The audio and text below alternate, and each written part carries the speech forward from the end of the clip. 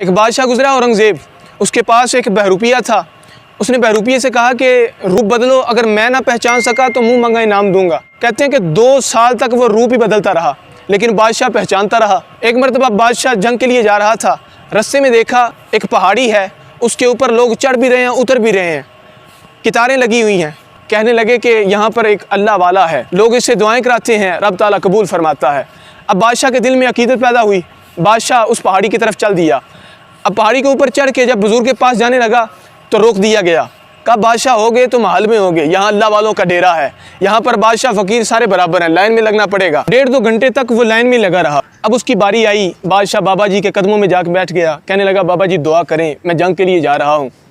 अब बाबा जी ने दुआ भी की और नसीहतें भी कर दी। बाबा जी ने कहा कि अल्लाह तुम्हें फ़तह अता करे तो तकब्बुर ना करना, अगर शिकस्त हो जाए तो मायूस ना होना। अब दुआएं और नसीहतें हो गई। अब बादशाह उठा और गार के दरवाजे तक पहुंचा तो पीछे से बाबा जी मसल्ला झाड़ के खड़े हो गए। कहने लगे बादशाह आज नहीं तू पहचान सका। अब बादशाह को बड़ा गुस्सा आया, कहने लगा कि 1.5-2 घंटे में लाइन में लगा रहा, इतना वक्त तूने ज़ाया कर दिया, लश्कर मेरा इंतज़ार कर रहा है, लेकिन तू मांग जो मांगना है, तूने अपना काम कर दिखाया है।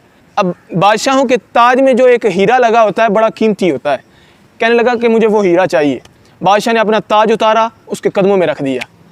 अब थोड़ी देर के तवक्कुफ़ के बाद वो बहरूपिया कहने लगा बादशाह ये ताज उठा ले जा।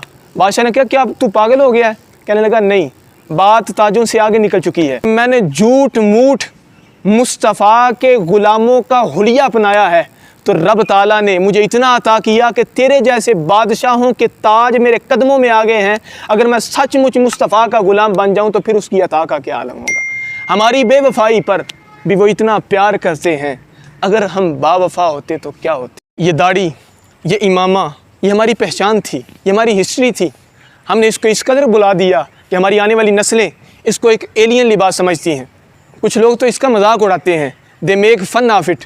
कहा जाता है कि if you want to destroy a nation destroy its history. किसी कौम को तबाह करना हो तो उसकी हिस्ट्री को मिटा दो। हमें सोचना चाहिए, हमें अपनी हिस्ट्री को याद रखना चाहिए। मुझे एक शेर याद आ रहा है कि अपनी मंजिल से अगर तुम दूर निकल जाओगे, ख्वाब हो जाओगे, अफसानों में डल जाओगे, अब तो चेहरों के खदो खाल भी पहले से नहीं, किसे मालूम था कि तुम इतने बदल जाओगे।